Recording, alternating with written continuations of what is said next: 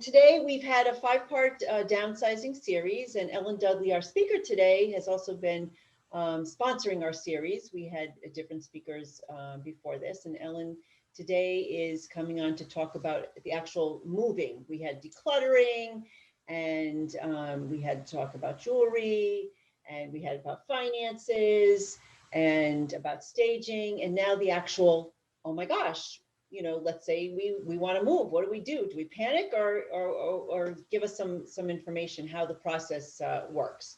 So Ellen Dudley is here. She's a realtor. She's been selling homes in the suburbs of Greater Boston since 2004. She's a senior real estate specialist focused on assisting the senior population with every aspect of the move. Can I ask you, Ellen, just quickly, the senior population versus someone in their 20s in couple words, how would that be different? Just in a couple words.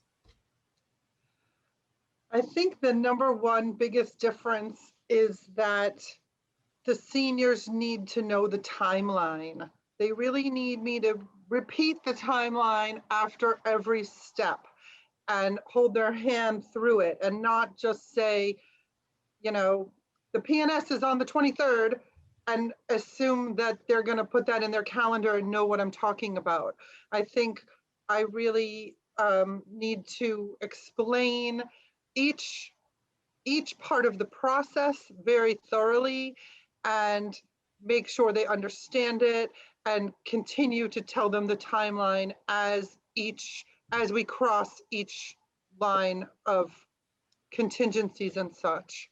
I can just tell everybody before we finish with Ellen's introduction, I just bought a condo on the Cape, and I was surprised. Everything is now, you don't sit and meet in a lawyer's office. So, you know, last time I bought something was this house 28, 30 years ago. And they have something .loop that gets emailed to you. And the first time we put a bid on something and it didn't go through, and then another week we bought something. But when they sent it, my husband and I were like, wait, huh? What are we even supposed to do? So I can relate with the whole holding your hands. All right, let's see here. She's also a luxury home specialist, a certified divorce specialist, which a friend of mine was asking about, and an accredited buyer's representative. Real estate and helping people is her passion, and she's 100% focused on delivering an excellent customer service. And aside from Ellen speaking, she's also going to have a mortgage broker today and another token person who used Ellen and used some of the other people that spoke as part of this series. She's going to introduce that person later on as she's speaking to kind of give you the full experience of what this person experienced. So Ellen, take it away. Thank you, Tracy. I'm just getting a text from that person saying that I didn't send her the passcode. Hang Ellen, on. if you can just put in the chat her email, I will quickly send it to her. Thank you so much. Let's see.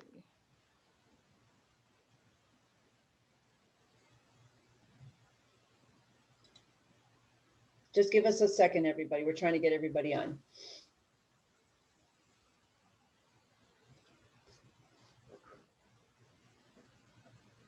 I'm in now, Ellen. I'm here. This is Sophia. I see you, Sophia. Thank you. Give me 1 second. I'm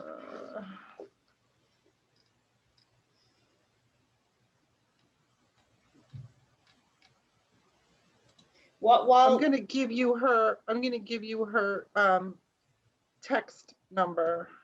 If you could just text her. Sure.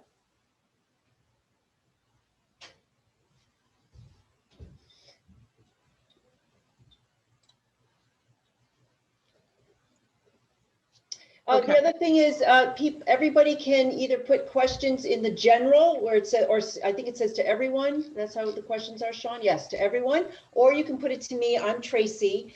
There's already a question, but we'll wait a little bit about that one. And then I will interrupt Ellen from time to time and ask a couple of questions in a row. So if you have questions, you can certainly put in where it says everyone, or you can put it where it says Tracy. And if it's to everyone, obviously your name is on it. If it says Tracy, then I won't mention your name. I'll just say there's a question. Okay. Okay, so sorry about that. So thank you all for being here. I really appreciate it. I've had a lot of fun hosting this series, and I hope you have as well. I am going to share my screen so we can follow along.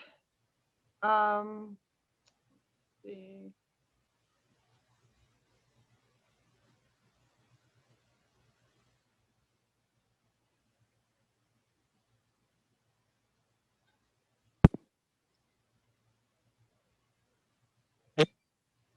Okay, so this is me. This is my contact information. I work for Keller Williams, Chestnut Hill. I've been there for about 8 years. As Tracy said, I've been in real estate for going on my 17th year, all around the greater Boston area. And I have learned a lot in these years, and I have decided to niche my business in different ways along the course of my career. So the first certification that I received was the luxury division, which was, the requirements were to sell X amount of homes, over a certain price point, as well as take some coursework. And then after that, and selling luxury homes is a little bit different from selling regular homes. We sort of have a interesting market here in Boston. Pretty much almost everything is luxury, just due to the price points that are going crazy this year. But basically anything over $1 million is luxury, and you can get a 2-bedroom condo for $1 million. So I did luxury, and then I also decided to focus on divorce and seniors. And I'll be honest with you, I selected these categories because I really enjoy when my customers and clients trust me. And a lot of people because I know what I'm doing. I've been doing this for 17 years, and I know how to do this job really well. And so when someone can trust me and let me save them money or make them money, or get an attorney or a lender who I trust, who I know will do a great job, that is it makes my job easier.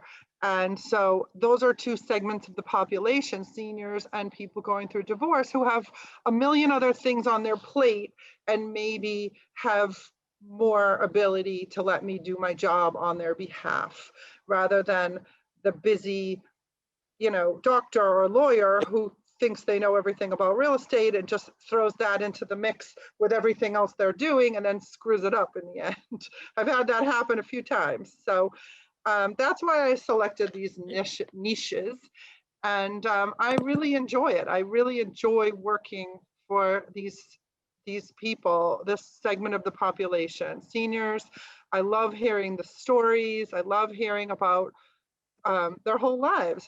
I've met so many interesting people, and I just really enjoy it. And divorce, it's not fun for anybody, but it allows me to do my job in a way that helps people, that I know I'm really helping people. So as Tracy said, we did the steps to downsizing. First, we met with Nora Youssef from RBC Financial, and she taught you how to get your finances in order and figure out your budget. And, along with that, the finance component, it's also important to speak with elder lawyers, estate planning attorneys, and tax advisors. And those are all people that I have connections with. So if you ever need any of those references or referrals, please feel free to reach out to me, because those are the people who really, help you figure out if you should move, if you can move, where you can move, etc. So after you get your finances in order, the next step is to start decluttering your home, and maybe have an estate sale or a jewelry sale, or figure out who is going to take, your belongings that you might not want to bring with you. And we heard from Eve Ward from Bond and DeVoe and Amy Barrett from A Matter of Brilliance. And hopefully you got a lot from what they had to say. And then we talked about staging your home with Deb Ellis, and she showed you a lot of before and afters that I thought were great. And I hope you enjoyed that. And now the last step in our series is me. So I'm here to talk to you and answer any questions I can about real estate. So downsizing, yes, it's daunting, it's scary, and it's emotional, but it is not impossible. And the first thing you should do is decide if moving is the best course of action for you. And you should do that by talking to your children, your doctors, any of your trusted advisors. Studies show that injuries resulting from falls at home are one of the leading causes of death in seniors. And so, you know, I am an advocate of staying home in place if you do it the right way, if you keep your environment safe. But I do know there are so many other environments where you can be safe and really enjoy your life with community and other people that are you know, also maybe in the same realm of life that you're in, and you know, could be a lot more fun. So staying safe is certainly the priority, and I just want you to know that downsizing into another environment is not impossible. So right now in this country, we are experiencing an absolute insane real estate market. Most homes across the country are seeing multiple offers. And so what does that mean? That means that buyers are paying over the asking price, waiving their contingencies, and letting the seller determine the terms. And by terms, I mean the closing dates, when they're going to leave their home. In many cases, they can say, I won't leave until I find the right house.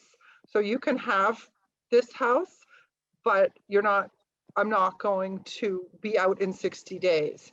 I'm going to make it contingent on my finding the right place. And then rent backs are something where if you sell your house, let's say May 31st, but you haven't found a new place to live yet, the current owner will close and give you the money, but you can still stay there for another 60 days or longer, depending on what your arrangement is. But that, and sometimes they charge you rent and sometimes they don't. Just kind of gives you more buying power because you've already closed on the home, and you don't have to say that your home is contingent on anything, and it gives you freedom to buy and gives you the opportunity to stay where you are until you're comfortable leaving. Can you hear me okay, Tracy? I'm hearing a weird, oops. Can you hear me, Tracy? Sorry, put thumbs up. Yes, I don't know if my box is next to your box. Oh, no, I can't see anything. Yes, I okay, hear. I'm hearing a weird echo. Okay, so the interest rates are at all-time lows, creating buyer demand, and COVID has led to pent-up buyer demand. Buyers need more space due to working and schooling from home. So the results are top dollar for sellers. Anyone have any questions? Yes, actually. So actually for our audience, most of my guess is, I don't know who's selling their house, but my guess is, I remember my parents stayed in their house for, I don't know, 50 years. So I think for a lot of people probably on this call, they've probably been in their house for a long time. So you're saying that it's a seller's market and it's a good time for them to sell. Of course, if they want to turn around and buy something like a condo, it's also going to be a lot. The question I have is if they want to turn around and rent, because rents I think have plummeted since COVID, if you can address that. And one more thing, if you can also address, there was a question in the chat, what's the price difference between a 1-bedroom and a 2-bedroom condo in terms of pricing? And is it better to buy a 2-bedroom or a 1-bedroom for resale? Okay, that was a lot of questions.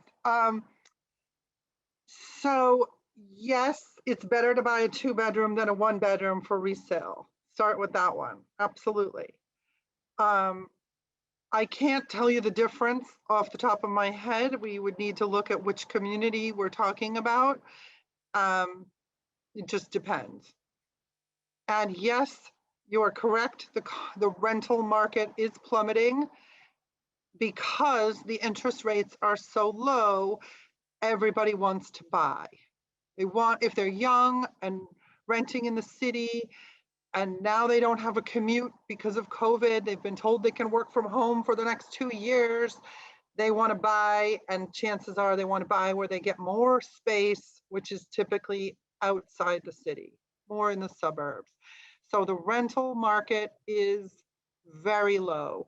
It used to be just a year ago, before COVID, it was such that the tenant would pay the fee of the realtor, 1 month fee.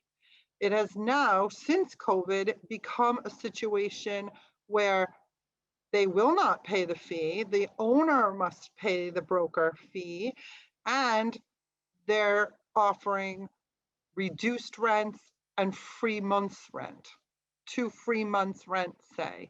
They're making all kinds of concessions to get people into rentals because all the people, well, first of all, because a lot of students didn't come back this year to school, and that's a big part of our city's housing inventory. And also because the young people who, like I said, have money to buy, that's what they want to do while the interest rates are low. So you touched on this. Where do you go? You know, you could go to independent assisted living. You could move in with an adult child or family. You could move to an over 55 community. You could co-live with another senior, and you could buy a condo or rent an apartment. You beat me to my slide. So those are most of the options. There are others, but those are most of the common ones. So if you want to buy and sell at the same time, how do you do that? That's the tricky bit. So number one, I always say, talk to a mortgage lender. And I have invited Sophia Traviakis from Mortgage Network to address that. I'll give you the floor in 1 second, Sophia. I just want to finish this slide. So number two, if you're going to independent or assisted living, the folks over there are very good at figuring out your finances and whether you can afford to live there, and helping you sell your home and transfer the assets. And then you want to talk to your realtor about strategies, because there are many strategies that you can employ when you need to buy and sell at the same time. So Sophia, please take it away. Thank you, Ellen, for inviting me on the call, and I appreciate everybody's attention. Tracy had asked a question on, was it why interest rates have dropped? What was the question, Trace?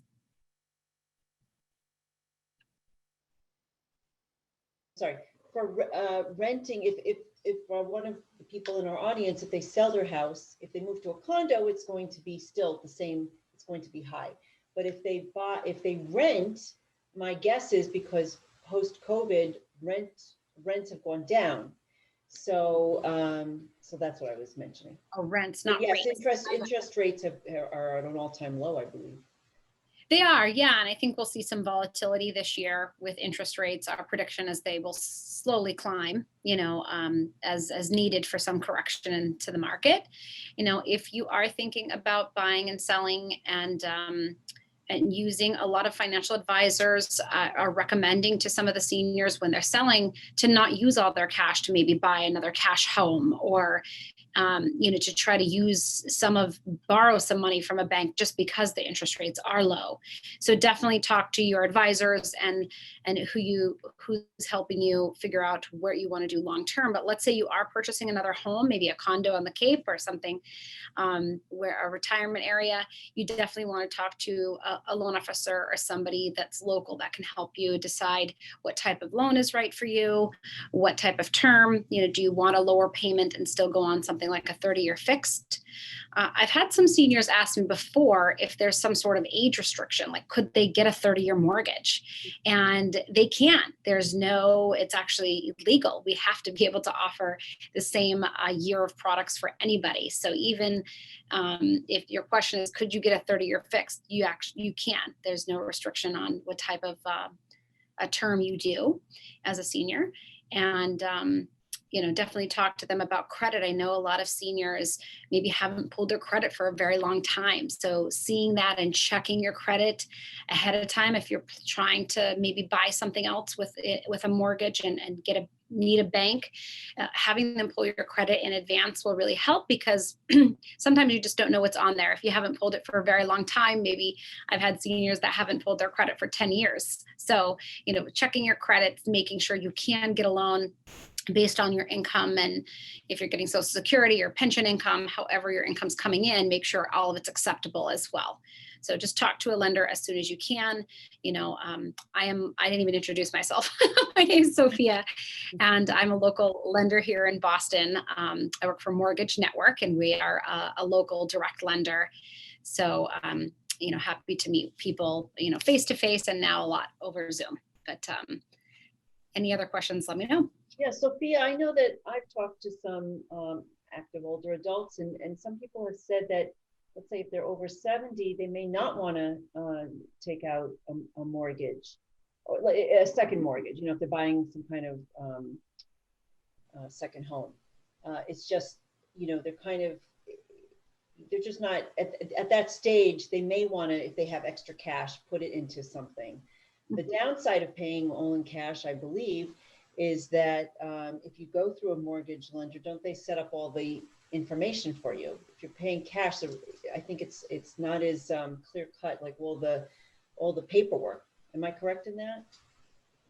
Yeah, I mean, when you get a mortgage, we actually do a lot of the legwork, let's say, for the buyer. If it's a condo, we're setting up all the condo information. We're actually checking the condo.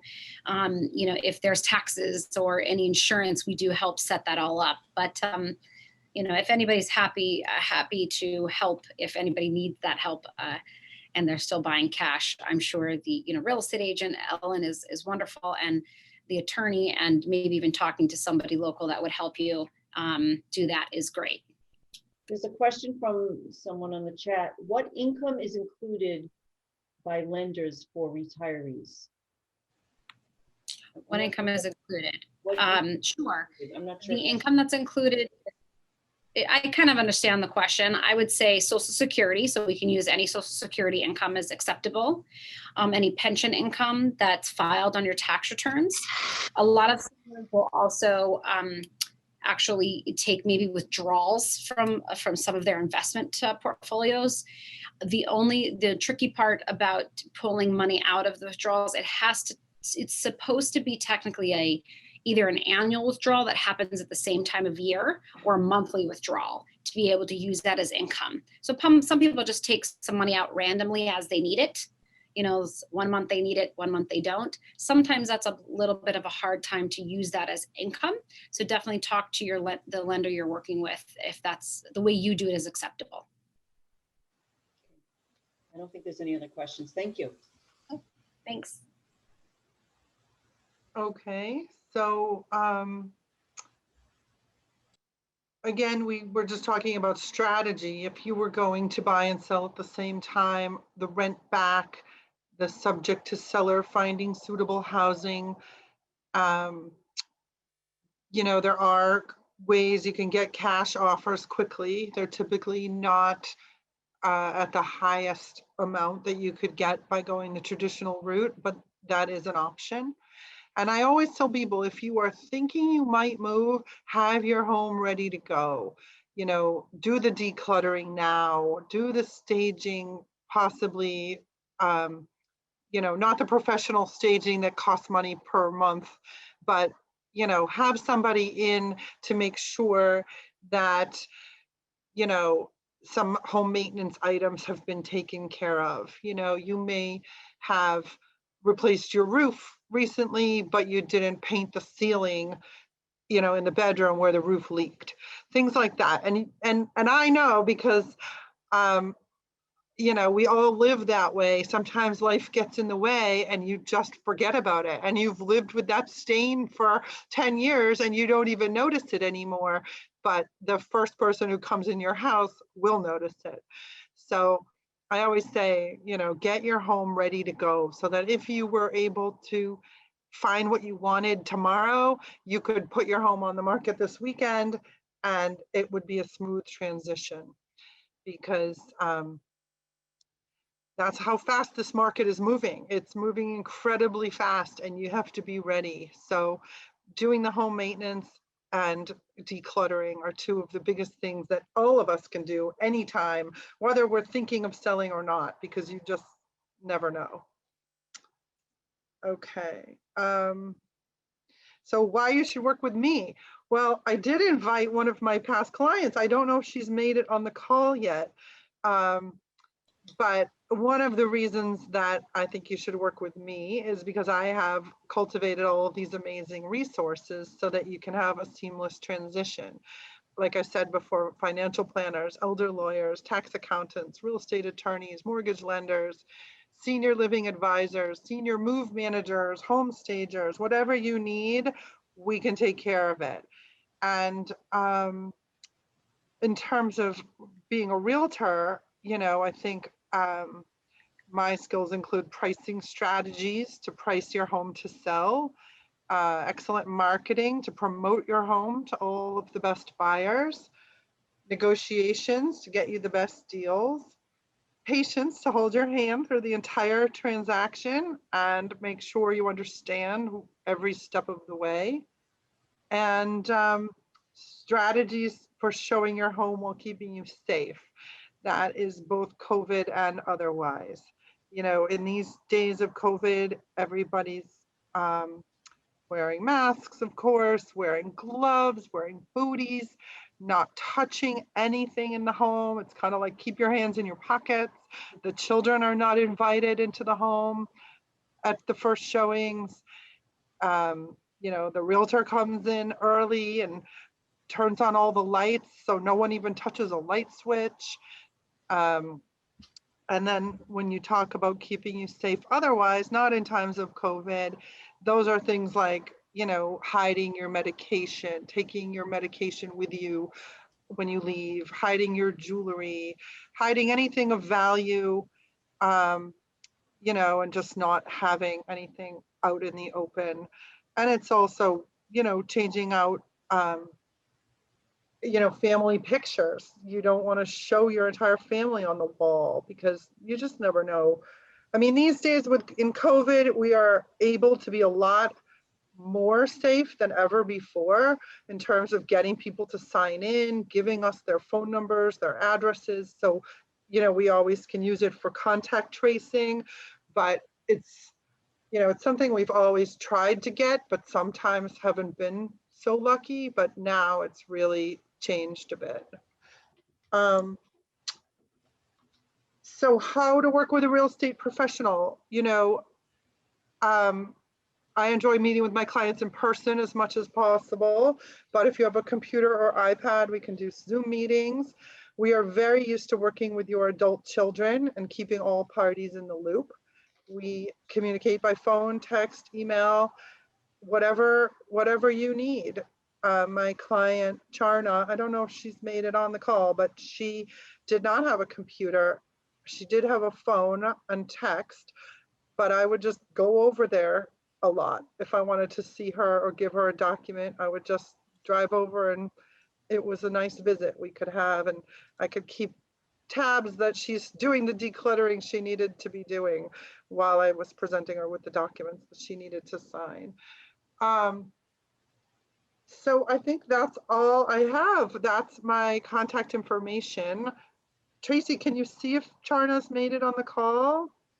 I texted her. She did not answer me back. I texted her all your information, and I also asked her, did she get on, and she has not answered. Oh, okay. But I have Well, questions, not yes. me. Okay. First question is, what is the average time for a home to sell in Newton these days, given the different price tiers? So, you've got houses, $2-3 million, and then you've got houses that are less.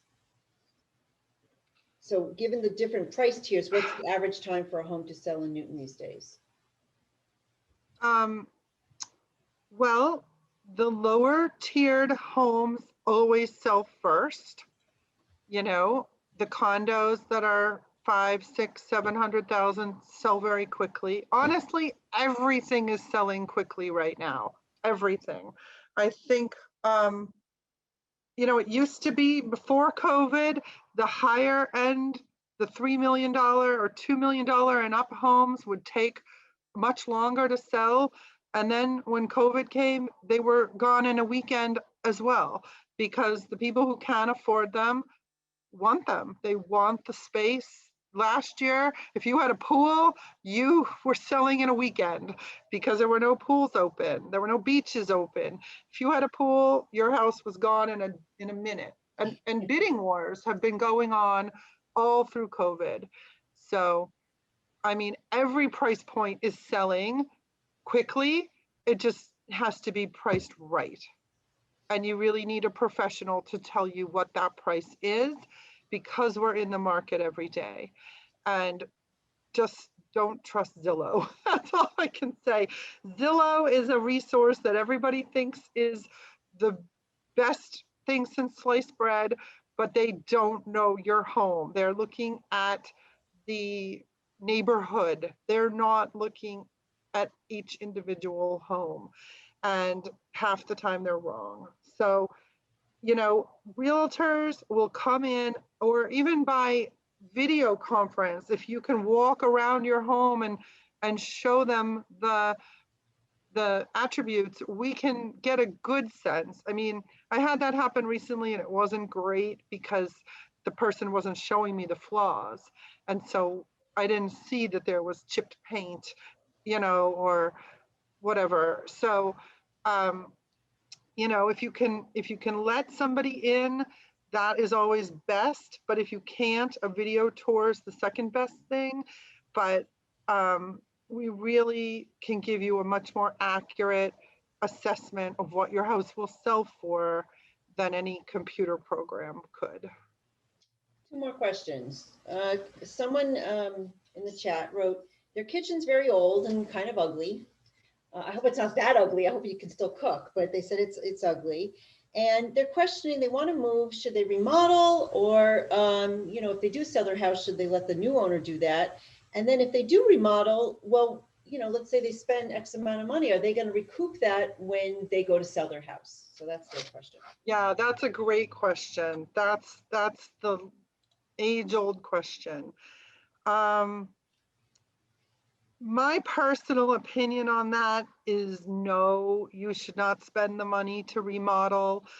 However, because your taste may not be what the new owners want and they may end up ripping it out anyway, I do think that having more eyes on it, like a realtor or a designer, stager, like Deb Ellis, we can tell you, we come in with a different set of eyes, and we may say, your cabinets could just get painted and that will improve the look tremendously. Or maybe you just need to upgrade your countertop, and that is not a very expensive fix, and that will do a world of wonder. Sometimes it's not a complete remodel that's really necessary. It's just one thing that would really change the look of it. And you've been looking at it for years, so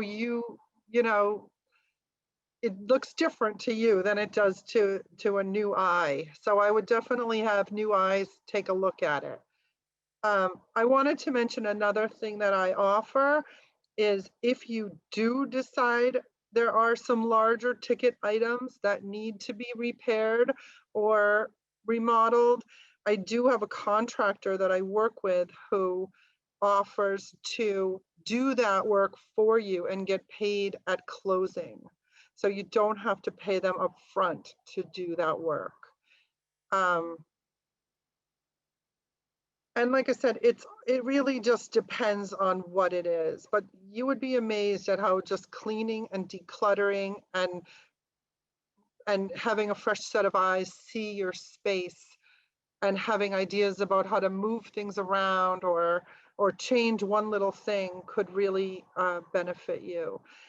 So I don't often recommend like a whole kitchen remodel, but sometimes it just depends. You know, if you're going to get, and again, it depends on the neighborhood. You know, if you're in, you know, a very popular, expensive neighborhood where I see, you know, things in good condition are going for X, and yours is nowhere near that, but it's only going to take you a little bit to get there, then yeah, it might be worth it. But again, you really need a professional to tell you what's happening in your area, in your neighborhood, in your building even, you know. If penthouse units are going for 2 million and you're on the 11th floor, let's say it's a 12-story building and you're on the 11th floor and you're almost at that level, but then you haven't updated in 50 years. Yeah, update a little bit because you will get pretty close to that number. You know, it just depends. It really depends. Ellen, your guest is trying to get on, and I'm asking Sean to see if he can help her. So Sean, if you can hear this, I just put it in the chat. We're trying to get her on. Oh, okay. Question, what percentages do real estate agents receive today? So usually, you know, if you go to buy the house, you're going with a realtor to see the house, and then there's the realtor for the seller. So it's two realtors. So what percentages they're asking? So the way that commissions work, Commissions, yep. So in Massachusetts, we have designated agency, which means that the seller is entitled to an agent and the buyer is entitled to their own agent. I know when my parents bought their house 40 something years ago, they were getting taken around town by the seller's agent. There were no buyer's agents. And so they would tell the seller's agent everything about them. Yes, we just moved here. You know, we can spend up to, you know, $100,000. This is a long time ago. We can spend up to $100,000. And then she would go and tell the seller, well, they can spend up to 100, you know, even though the house might be priced, you know, it would stifle their negotiation ability. But now that each party can have their own representation, everything is much more private and, you know, confidential. So typically in Massachusetts, a seller pays the commission for the seller's broker 5%. It can be more, it can be less, but very typically it's 5%. And then when a buyer comes with a buyer's agent, that company that they work for is entitled to whatever the seller's agent is offering.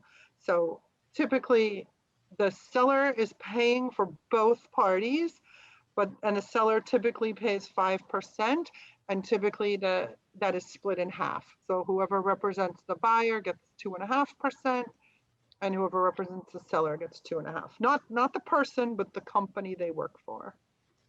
Oh, it's not the realtor that gets the 2.5%? No, the realtor does not get that money. The money goes to the brokerage, and then the realtor has a fiduciary relationship with their brokerage that they get a percentage of it. They certainly don't get all of it. Okay, so, but again, if there's two realtors, it's 5% total, so it's typically 2.5% the seller's realtor and 2.5% the buyer's buyer. Right, realtor. right. And it really is worth it to have a buyer's agent. A lot of people think I'll just go straight to the seller's agent and I'll get that 2.5%, or the seller's agent will discount me the 2.5%. But it's not a good idea. First of all, they don't have to do that. They've already signed a contract with the seller that says I'm going to pay you 5%. So, you know, it doesn't matter. And secondly, I mean, they can lower their fee if they want to, depending on what brokerage they work for. But secondly, you know, they already have a fiduciary relationship with the seller. So it's impossible for them to be able to represent both parties. Like I said, that's sort of how it used to be, that a seller's agent would try to represent both sides, and they can't be loyal and confidential to any party. They then become more of a facilitator. So I don't typically work that way. I don't like to do that, because I like to get to know my clients. I like to know what they need and give them everything they need. And if you know, the only reason that I would do it is for my own pocket, and that's not enough of a reason. The reason is I want to do well by my client. Okay, another question, and this can really be for anywhere. Someone's asking, what's the best way to find a good realtor in Connecticut? But her partner needs to sell a home there. So I guess that could be for any state in the country. If you live here and you're trying to sell a home somewhere else. Yeah, if you have a trusted realtor anywhere, they can always refer you. Like, I work for Keller Williams. We have the largest real estate company in the world. So what I do is, if you need a referral in Connecticut and you call me, and I can interview you or your friend and say, what are they looking for? What do they need? What are their goals? I can then interview. I can put out a notice. We have websites, Facebook pages. We have all kinds of ways to reach people in different cities across the country. And I can then interview people on your behalf to make sure that you get the best agent in wherever you want to go. So that's everywhere, and even many countries not in America, but I can't name them all right now. But yeah, your trusted realtor is the best way to find another trusted realtor. So another person's asking, how can they figure out if it would be better to sell to a developer versus an individual? And I know where I live in South Newton, which is near the Memorial Spalding School, that homes that are substantial homes are getting knocked down to put like $3 million homes. So the question is, just like this person asked, is, you know, do you hold out for the developer to give the highest price because they want that land, or do you sell to an individual? So what are your thoughts on that? That's a really good question. I'm actually dealing with that right now. I have a woman, a senior who lives in Wellesley, who has a very, very small house on a very big lot. And it's a very, very small house, very old and small. And it is ripe for a tear down because the lot is so big, and the developers will pay top dollar to get the lot so that they can then build a giant house. So again, I hate to keep saying it depends, but if you know your house is a knockdown, you know, the best way to sell it, in my opinion, is to hire a realtor who pits all of the builders against each other. Like, I don't mean that in a negative way, but it exposes the property to all of the developers. You could call, let's just say you have, you know, an acre lot in Newton, and a very old, tired house that you don't think would appeal to anybody right now. If you hire a realtor, they would think of several strategies. So the first strategy would be, let's write this up and let's send it to 25, 30 builders. Let's let them drive by it. We don't have to let them in because they're not interested in the house. So let's let them drive by it. Let's give them the specs on the zoning, on the lot lines, the plot plan, all that. And then let's call for offers by March 15th. That's one strategy. That is going to net you more money than if you just call one or two builders yourself. All right, your guest is on, but I just want to finish up with the questions very quickly. The first easy question is the person who asked about the out-of-state realtor, do you charge a fee? Do you charge a fee to interview, to do that, interview the out-of-state realtor? No. Okay, second question. If you did remodel your kitchen, how much actually would be recovered in the sale price? But I guess that's probably, we don't know how much you, how extensive was the remodel, and she doesn't really know how big your house is. So, right, Ellen, that's Right. a Right. little tough to I answer. mean, you could remodel, you could tell me you're remodeling your kitchen and it could all be Formica. That's going to be a lot different than if you remodel in quartz, Right, right. you know? So you really need to talk to a designer or a realtor or someone who will advise you on where to spend your money and what to spend it on.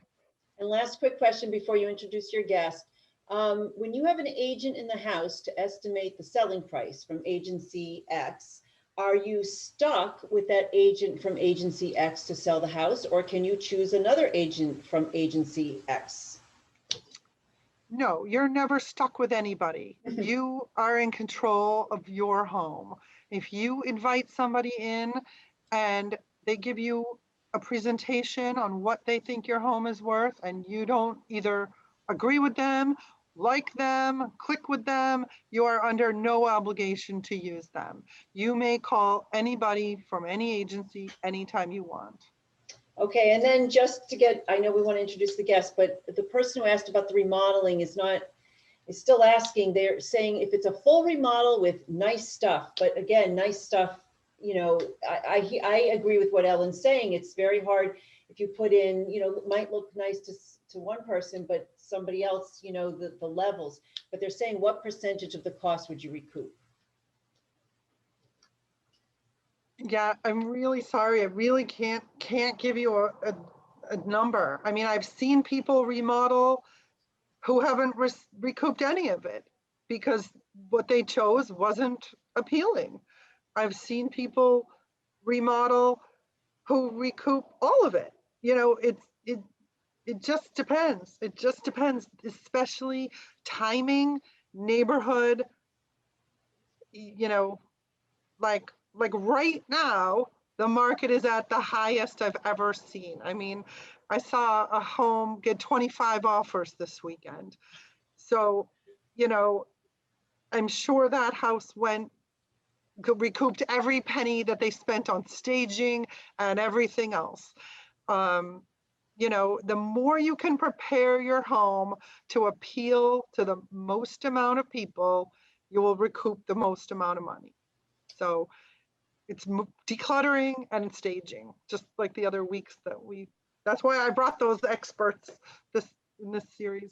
The woman said if she spends 70,000, any guess? She's just looking for guesses, it looks like. So 70,000 on a kitchen. That probably would not include an expansion.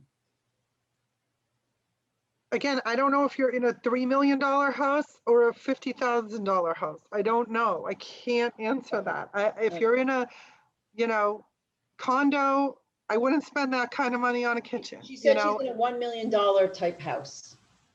Are you in Newton? Answer. Let's see if she's in Newton. Are you in Newton? Just write it to me. Yeah, she lives in Newton. Yeah. 1 million? You think the value is 1 million? That's what she's saying. Yeah. Is it bigger than 2,500 square feet? Just write in the chat. Yes, it is bigger than 2,500 square feet. Yep. Putting it in the chat.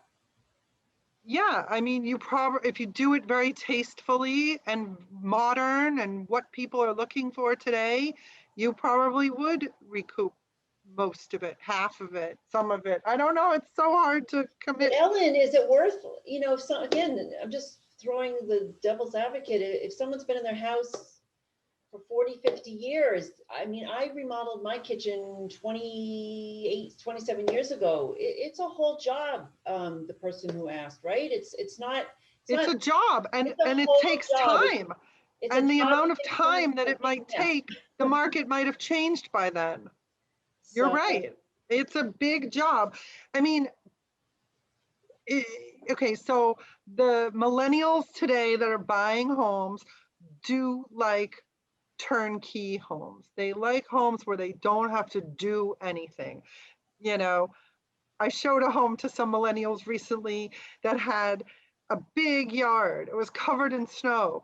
And the woman looked at a tree and said, when there's no snow, that tree is going to have a lot of leaves that fall. That's going to require maintenance, right? And I was like, yeah, it is. It's going to require a lawnmower and maybe a tree guy and maybe, you know, landscaping and gutter cleaning. I mean, there's a lot that goes into taking care of a home. And she was like, oh, forget it. I don't want it. I don't want a big yard. So the millennials really want something they don't have to do much to. And they are really interested in townhomes and condos more than I've ever seen before. The thought of a big home and a big yard is daunting to a lot of them. But that being said, you know, there are lots of other buyers. It may not be a millennial who buys your house. There's lots of people out there who are looking to move. And some people want different things. Some people want to renovate their own kitchen. If they're going to save money by having an older kitchen and they have vision, then they're a good buyer. But by the time you remodel your kitchen, the market may be different. The market is very volatile right now. It is hot, hot, hot today. And as Sophia can attest, like the rates went up crazy. When was that? Last Friday? For like a minute. I think they came down again today, but you know, it's crazy. You don't know that we're going to be in this market in 3 months. It could be different. And Ellen, for people just to, you know, not do as much work, I think typically, and I'm not a realtor, so don't hold me to this, but I think like hardwood floors, if people get out of that carpet and put some hardwood floors, maybe just paint their walls a very light color. And like you said, with the kitchen, maybe just have someone, you know, do the cabinets on a white. So it looks more clean and get rid of their clutter. That might go a long way versus spending a lot of cash in a kitchen that still you're not sure if that's going to be up to the standards of the buyer. Is that correct, Ellen? Absolutely. Absolutely. Let's hardwood introduce floors your guest. and paint. Those are the two big things. You got it. All right. Is your guest on? I don't know. I don't see her. Sharna, are you here?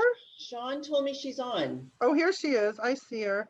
Sharna, can you please put your camera and get off mute? I just taught Sharna how to use Zoom a few weeks ago, so give her a minute.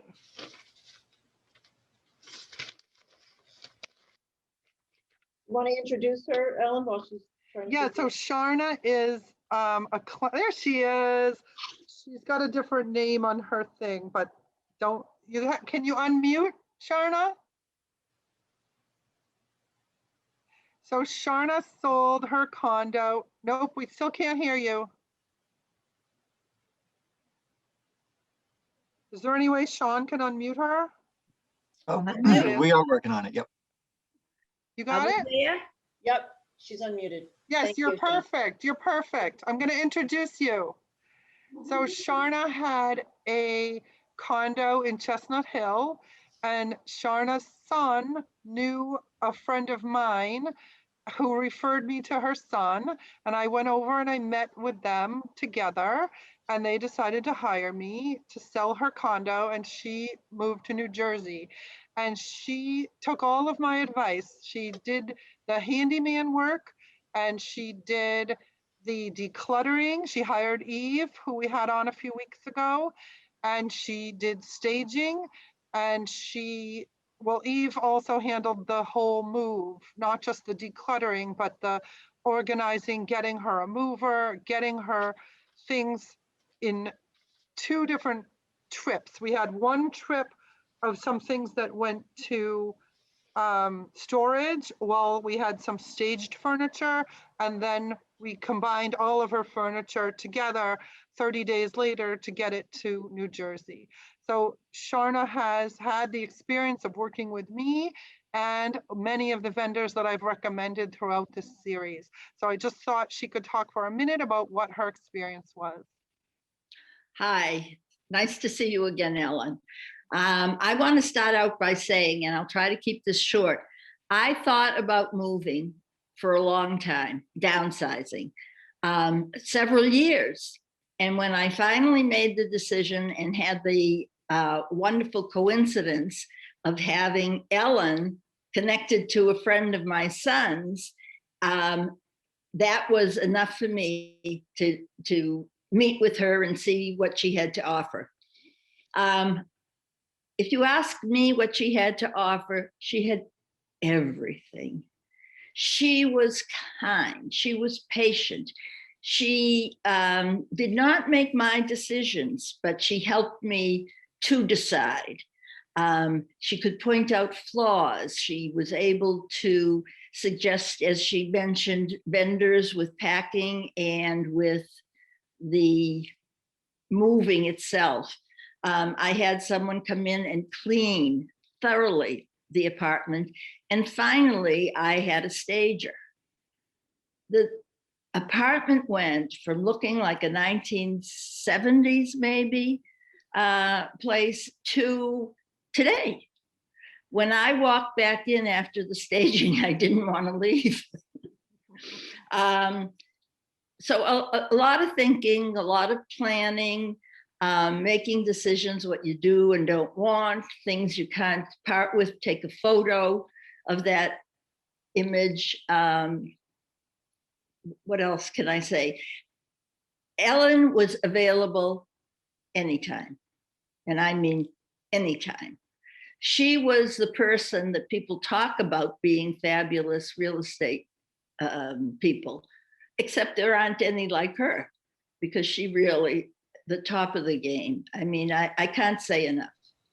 And unless there's something in particular people would like to ask, or Ellen, you want to point me in a direction, I'm here. Thank you, Sharna. That's so lovely. I really appreciate those words. And I open it up to anyone who wants to ask Sharna how her experience was with using any of the vendors, not necessarily only me.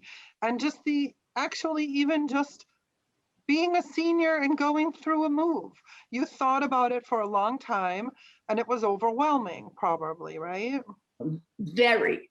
The overwhelming was overwhelming. So is there a way you can tell some of these other people how to bite the bullet? How, was that the best decision that you made? Well, I have to admit that my thinking is not the same as it was 5 years ago, for example. And I sometimes get confused about things.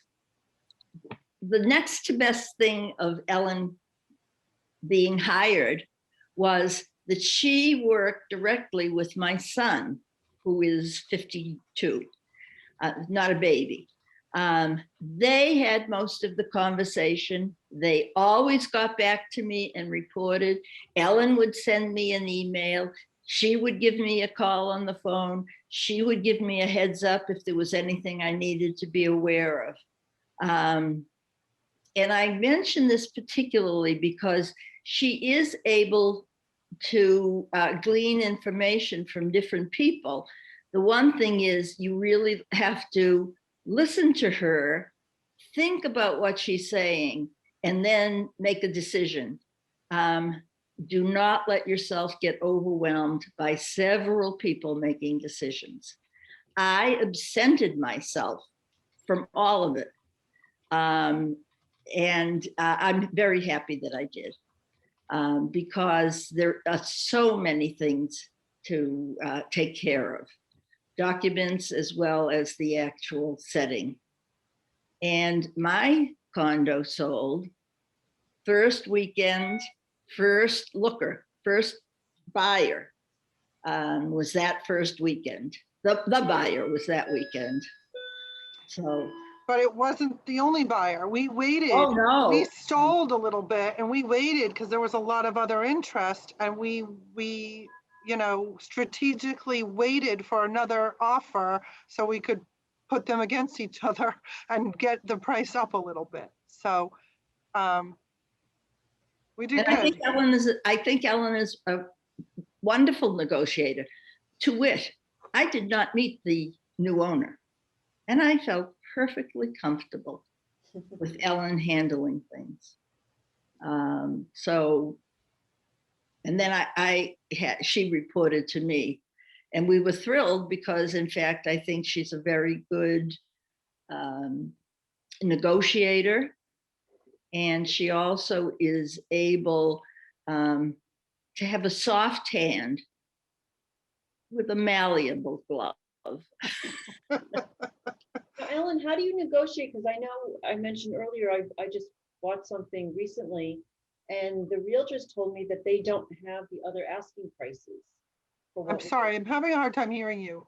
The realtors what? How does a realtor negotiate in the sense that I just purchased something a couple weeks ago with my husband, and the realtors, when we asked what the other bids were, we were trying to bid against people.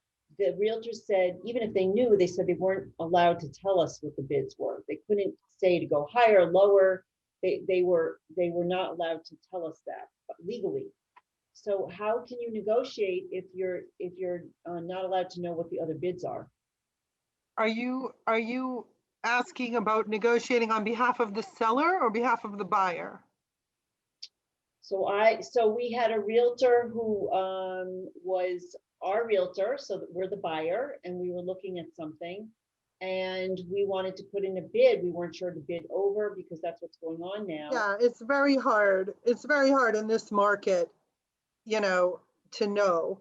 But, we all have our nuances. I've been in this business for 17 years. I know almost all the brokers that I come up against, and I know how to sweet talk them in a way. It's not, yes, the bidding is typically blind and you don't know. And it is very frustrating to think that you could be bidding against yourself. That is the worst. When someone says, well, we do have another offer, do you want to raise yours? And you don't know how much you have to raise it. There are ways to speak to the listing broker and explain your situation. I can't give you all my secrets, but That's another session, Ellen. but I can just say I've been very successful on both sides of the seller and the buyer. There are ways, like Sharna said, you have to have a soft hand, but a firm resolve. So. And I'm going to ask one more question, and then we're going to have to wrap it up. And we've enjoyed this. So let's say you are Sharna and you're hiring Ellen or a different realtor to represent you. Ellen comes to your house and looks at your house, and you're going to sell your house. So let's say you've had water through the years in your basement, or you've had a leaky roof, but it's not obvious right now because it's summertime and no one can tell that. What is the seller? What are the people on the call that have had their houses for 50 years and may not have fixed up everything?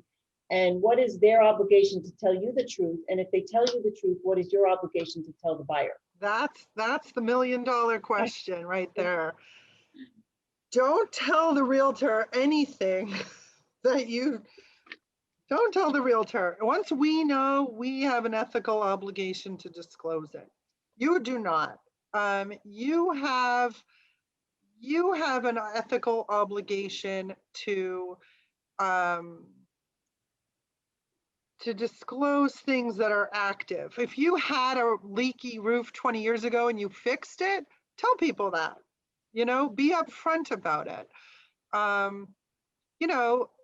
We were with Sharna, we disclosed she had an older heating system, and we disclosed that right up front. And I think, that was the right thing to do. Any inspector who looked at it could say, you have an older heating system. So, but a buyer doesn't know. Buyers haven't looked at a lot of heating systems. They don't know what a new one or an old one looks like if this is their first time shopping for a home. So, I do think that if you have an active problem, you need to disclose it. But I also think it's your ethical obligation to fix it if you can. If you know that you have termites, get a termite contract in place. So therefore, you can then say, we used to have termites, but then we had a termite contract and now we don't have them anymore. So I do think you should fix the bigger ticket items because, you know, nobody wants to sell something in bad faith. You know, if you know you have a problem with your heating system and the next family has a fire the first week that they move in, how are you going to feel?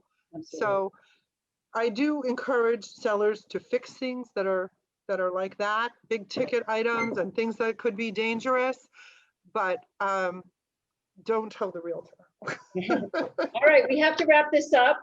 Thank you so much, Charna, for your guest appearance, and Thank you to both. for your guest appearance, and thank you, Ellen, for hosting our series and also for speaking today. Next week, we have a busier week. We start up again next Monday. We have adapted seated exercises to enhance your fitness with Kim next Monday. And next Tuesday, we have someone coming on and they're speaking about Sinatra and the Rat Pack, but they're also playing music and giving us the background information. There'll be pictures on the screen. And next Thursday, we have our caregiver support group, and Memory Cafe is going to be with haiku, which is sort of like poetry, but just 3 lines. So even if you don't regularly come to our Memory Cafe, come to this. I think people are going to really enjoy it. And all the links, the Zoom links will go out on Sunday for the week. So thank you so much to everybody. Thank you for attending our series. And if you have any questions, you can always email me and I can send the emails to Ellen. Thank you, everybody. Thank you. It's been a pleasure having this series. I want to do it again. All right. Bye, It was a lot of everybody. fun. Thank you, Ellen. Bye. Thank you, Thank you. Chana. Thank you, Sophia. Thank you, Sean, for everything.